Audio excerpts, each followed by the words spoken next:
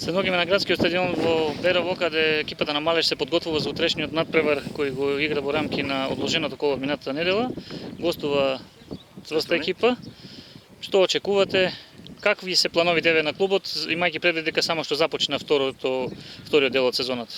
Вториот дел од сезоната започна, утре ќе се доигрува што не се изигра 13-то коло од третата македонска фудбалска лига Исток.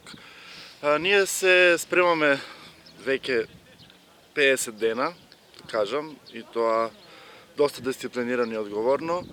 Прво тоа коло втората полусезона изгубивме можда несреќно, да, немавме спортска среќа во Овче поле против екипата во Свети Николе.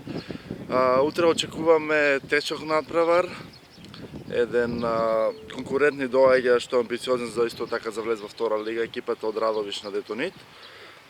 Сакам да истакнам дека дечките се доста подготвени, имаме добро расположение во собликуваната, исто така на теренот и само да им посекам среќа и на двете екипи, па нека победи подобриот. Како е со составот, има ли повредени играчи? Имавме, да, во Свети Никола имавме казнени двајца играчи против црвени картони што доаѓа од Бргалница Дочо последното коло од првата полусезона, сега веќе ја нема таа казна.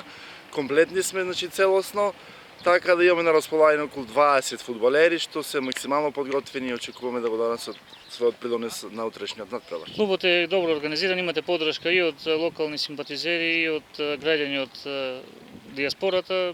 Во тој поглед мислам дека сте подготвени. Да, финансиски сме доста стабилни, сега реално за трета лига се овие средства прикладни и можеме да возможиме децата и солидна плата, премија, сите трошкови да се покријат од одржување на теренот. Така да останува само на нив да играат, да се дружат, да спортуваат.